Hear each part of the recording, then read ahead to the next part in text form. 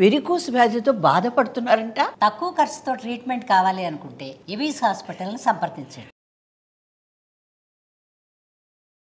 నమస్తే రమగారు. నమస్తే జయ. రమగారు, ఏదైనా ఒక మంచి కథ చెప్తారా?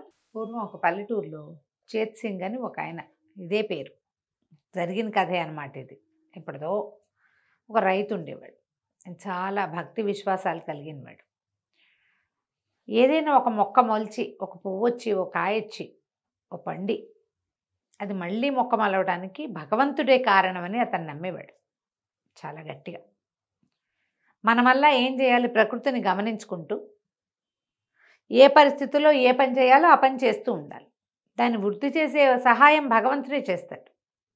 అలాంటి భావాలు ఉండేవి. ఇవన్నీ పురాతన భావాలు కదా. మనం ఏమనుకుంటాం, అన్నీ మనతోటే అవుతాయి అనుకుంటాం. అవును. మనం మంచి గింజ పెట్టాం, టైంకి నీళ్ళు ఇచ్చాం, ఫర్టిలైజర్ ఇచ్చాం, అదేదో ఇచ్చాం, ఇదంతా మనమే చేస్తాం అనుకుంటాం. కానీ దీంట్లో భగవంతుడి హస్తం ఉందని మనం నమ్మం. ఏదైనా పోయిందనుకో, దేవుడు నాకు అన్యాయం చేశాడు అనుకుంటాం. కరెక్ట్ అండి. ఎప్పుడు అంతే. మిగిలినవన్నీ ప్లానింగ్ అంతా మంది. నేను అట్లా చేశాను, నేను ఇట్లా చేశాను, నాకు అది తెలుసు, ఇది తెలుసు, చిన్నప్పటి నుంచి ఇంతే నేను, అలాంటివి బోల్డ్ అని చెప్తాం. నాకు తెలుసు. మంచి జరిగితే అది మన గొప్పతనం. ఆ. ఎక్కడైనా తేడా జరిగితే అది దేవుడు పక్కన వాళ్ళు కానీ దేవుడు కానీ, దేవుడు దుర్మార్గుడు. పక్కన వాళ్ళ మీద కూడా తోసేస్తా ఉంటారు రమగారు. అది చాలా మంది చూసేస్తాం. వాడి వల్ల ఇలా జరిగింది, వీళ్ళ ఇప్పుడు వల్ల ఇలా దైవం జరిగింది. వల్ల జరిగింది అనుకో, సడన్ గా పెద్ద పెద్ద వానలు అవి ఇవి వచ్చేసాయి, సడన్ గా ఫ్లడ్స్ వస్తాయి, సునామీలు వచ్చాయి, అప్పుడు భూకంపాలు వస్తాయి. ఇవన్నీ భగవంతుని వల్ల కదా, యాక్ట్ ఆఫ్ గాడ్, భగవంతుని వల్ల అవుతాయి. మనం అదే కదా అనుకుంటాం. అవును. ప్రకృతి వైపరీత్యాలన్నీ భగవంతుని వల్ల జరిగాయి అనుకుంటాం. అయితే ఈయన చాలా శ్రద్ధగా అదని మీద గింజలు విత్తనాలు వేసేవాడు, నారుమడి పోసేవాడు, తర్వాత చక్కగా అన్నీ విత్తేవాడు, చేనుకు కావాల్సిన సహాయాలన్నీ చేసి భగవత్ కటాక్షంతో ఈ చేను నా చేతికి వచ్చిందని నమ్మేవాడు. అయితే ఓ సంవత్సరం అందరూ పొలం పనులు చక్కగా చేసుకున్నారు, అన్నీ తవ్వి దున్నుకున్నారు, తర్వాత గింజలు చేశారు, అన్ని విత్తనాలు మళ్ళీ ఏమంటారు దాన్ని, ఊడుపులు గీడుపులు కూడా అయిపోయినాయి. ఊడవటం అంటే అదే ఏమంటారు, నారుని విడివిడిగా తీసి పెడతారు కదా, మొదటి నారు కుప్పగా వేస్తారు, ఆ కుప్పని తీసి నారుమడి వేస్తారు, ఆ మడిలో నుంచి మొత్తం కుప్పలు తీసుకుని ఒక్కొక్క చెట్టు విడివిడివిడిగా నాటుతారు. ఊడవటం అంటారు. ఊడుపులు, నాట్లు కాదు రమగారు, నాట్లు. మా వైపు ఊడుపులు అంటారు. మొక్క పొడవటం. మా సత్యవతి వాళ్ళ వైపు గులాబీ మొక్క పెట్టినా మొక్క ఊడ్చానంటుంది అది. వరిని ఊడుపు, వరి ఊడుపులు అంటారు. వరి నాట్లు లేదా ఊడుపులు. గులాబీ మొక్క పెట్టినా, టమాటా మొక్క పెట్టినా సరే ఊడవటమే, అదే ఊడ్చాను అంటారు. ఈ ఊడుపు కాదనమాట, దాన్ని వేళ్ళు ఊనుకునేలాగా చేయటం అనమాట ఊడుపు. అయితే ఏమైంది, ఆ సంవత్సరము వర్షాలు పడలా, క్రమంగా తేమ లేక, పైనుంచి నీళ్లు రాక, వర్షాధారమే ఆ ప్రాంతం అంతా, పంటలు రాల. సరే ఏం చేశారు, జనమంతా జాగ్రత్త పడ్డారు. ముందు సంవత్సరం ఒడ్లే విసురున వాడేయకుండా కొంచెం జాగ్రత్త చేసుకున్నారు.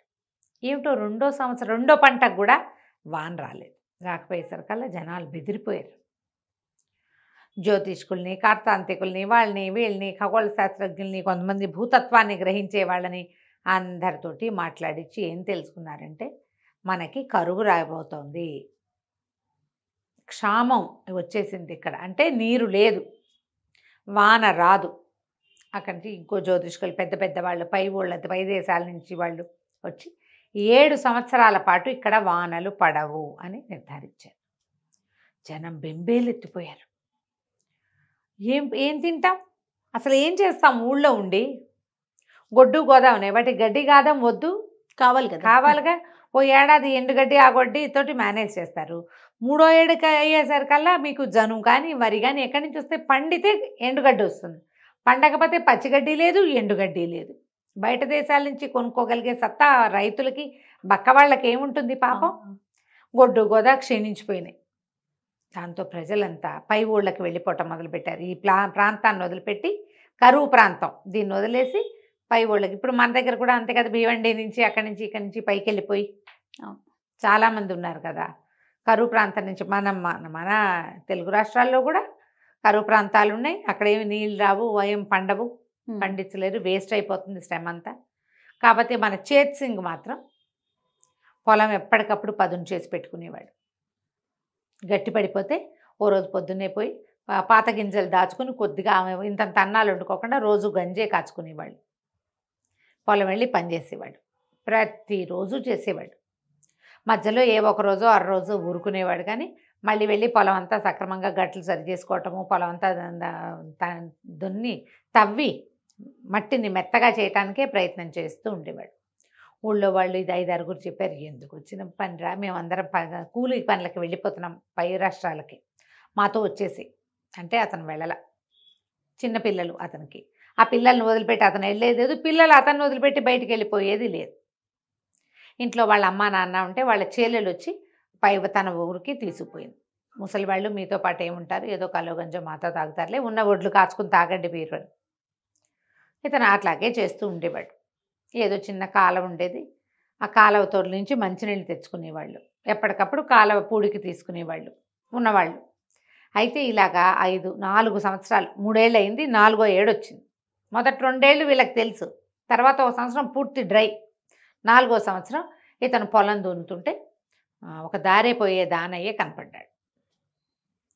కనపడి అడిగాడు, ఎందుకయ్యా ఈ దున్నుడు వృధా కదా, 7 ఏళ్ల దాకా వానలు రావు, ఇది 4వ సంవత్సరం, ఇంకా 3 ఏళ్ల దాకా ఇంతేను, వేస్ట్ కదా ఈ పని, ఈ శ్రమ అంతా నువ్వు ఏ పట్టణంలోనో ఇంకో పక్కనున్న పల్లెల్లోకో పోతే శుభ్రంగా చెయ్యి కాలు కూడతాయి కదా, పొట్ట నిండా అన్నం వస్తుంది నీకు నీ కుటుంబానికి, అవునా కాదా అన్నాడు. అంటే చేతసింగ్ చెప్పాడు, అవునేమో బాబు, ఈ 7 సంవత్సరాల కథ నేను కూడా విన్నా, కానీ వదిలేస్తే నా నేలకి పదును పోతుంది, నా ఒంటికి అలవాటు పోతుంది. 7 ఏళ్ల తర్వాత వాన వస్తుంది అనుకోండి, అప్పటికి నాకు పొలం దున్నటమే రాదు, మర్చిపోతాను నేను, శారీరక శ్రమ నాకు అలవాటు ఉండదు. ఇప్పుడు శ్రమ అంటే ఆ ఊరు వెళ్ళి బస్తాలు మోసాను అనుకోండి, నాకు అదే వస్తుంది. ఇక్కడ నేను చేయాల్సిన పని ఏమిటి, పొద్దున్నే లేవడం, కట్టడం, ఎడ్లు లేవు, నేనే దున్నుకుంటా. ఈ పని చేస్తూ ఉంటేనే ఇది అలవాటుగా ఉంటుంది, కానీ వేరే పనిలోకి వెళ్తే ఈ పని ఎవరు చేస్తారు, నా బదులు రైతు పని రైతే కాదా చేయాలి. 7 ఏళ్ల తర్వాత భగవంతుడు కరుణించి వానలు కనుక కురిపిస్తే మేమందరం అలవాటు తప్పించుకుని ఉంచుకుంటాం కదా. ఆ ఊరు మొత్తం మీద ఒక చేతసింగ్ ఒక్కడే వెళ్ళేవాడు అక్కడికి, అతను ఒక్కడే దున్నేవాడు. ఇది నేను చెప్తుంటే నీకు ఒకటి గుర్తొస్తోందా? బహుశా ఈ కథ నుంచే వాళ్ళని తీసుకున్నారు. ఏంటి రమ్మగారు, నీకు గుర్తు కూడా రాలేదు? గుర్తు రాలేదు రమ్మగారు. ప్రజలకు గుర్తొస్తుంది. ఊళ్ళో అందరూ పని మానేసిన ఒకడు మాత్రం మాండు, వీడు పని వీడు చేసుకుంటూ ఉంటాడు. ఆ పొలం మాత్రం చక్కగా ఉంటుంది, మిగిలిన అన్నీ చవుడు పట్టిపోయి దాళ్ళుగా అయిపోయినాయి. ఇతని పొలం మాత్రం మృదువుగా ఉంది మట్టి. ఈ మట్టికి మృదువుగా ఉండటం అలవాటు తప్పిపోతుంది, నా ఒంటికి ఈ పని చేయటం అలవాటు తప్పిపోతుంది. తర్వాత వాన వస్తే అప్పుడు చేస్తానంటే దాన్ని స్వాధీనపరచగలనా నేను? అందుకని నా అలవాటు ఉంచుకున్న, భూమికి అలవాటు ఉంచుకున్న, దేవుడు ఎప్పుడు కరుణిస్తే అప్పుడే పంట పండుతుంది. దేవుడు కరుణించలేదని నేను పని మానేయకూడదు, మన పని మనం చేయాలి. అనగానే ఆ దారిని పోయే దానయ్య కాదు, ఆయన వానయ్య, వరుణుడు.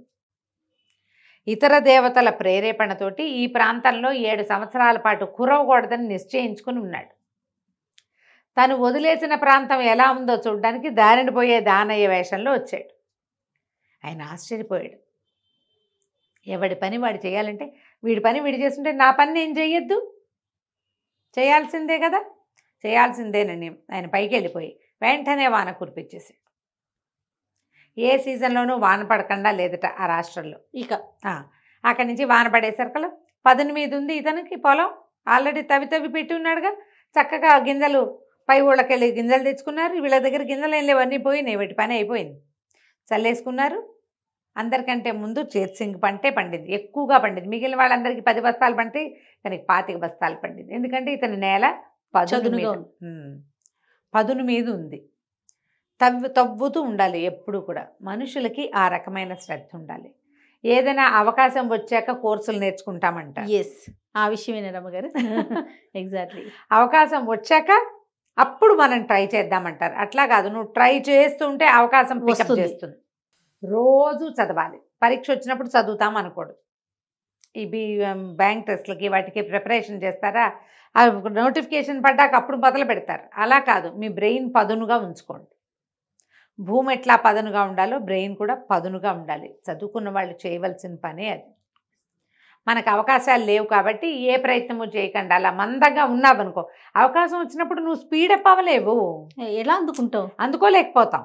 అవకాశాన్ని అందుకోవాలంటే నువ్వు యాక్టివ్గా ఉండాలి, శరీరమైనా బుద్ధి అయినా. దానికోసమని ఎప్పుడు రెడీగా ఉండాలి. అవకాశాలు ఇచ్చేవాడు భగవంతుడే, అంతే. కానీ అవకాశం అందిపుచ్చుకోవాల్సింది ఎవరు? మనము. దానికోసం మనం రెడీగా ఉండాలి. కాబట్టి బ్రెయిన్ని పదును పెట్టండి. ఒంటికి పట్టిన మందం బద్ధకాన్ని సోమరిపోత్తనాన్ని వదిలిపెట్టేసేయండి. పురాతన కాలపు ఈ కథని ఒకసారి జ్ఞాపకం చేసుకోండి. ఇట్స్ కార్పొరేట్ స్టోరీ ఇది. ఎగ్జాక్ట్లీ అండి. ఎప్పుడు పనిచేయాలి, ఎప్పుడు అప్డేట్ అవ్వాలి. అదేదో అవకాశం వచ్చినప్పుడు అప్డేట్ అవుతాను అనకూడదు, నువ్వు చేస్తూ ఉండాలి. ఎంత పెద్ద ఉద్యోగంలో ఉన్నా కొత్త కోర్సులు ఏదైనా రాగానే నేర్చుకోవాలి. డాక్టర్లు, ఆయన ఎవరో ఒక డాక్టర్ చెప్పారు, ఆపరేషన్స్లో కొత్త కొత్త మెలకువలు వస్తున్నాయట. పాతకాలం వాళ్ళకి తెలియదమ్మా, మనం ఎప్పుడు అప్డేట్ అవ్వాలి, జర్నల్స్ తిరగేయాలి, పుస్తకాలు చదవాలి, చదవకపోతే మనం అప్డేట్ అవ్వలేము అని చెప్పారు. ఎంత మంచి విషయం, చాలా మంచి కథ రమ్మగారు. ఎస్, గుర్తొచ్చింది నాకు. రైట్ అండి, నమస్తే. నమస్తే.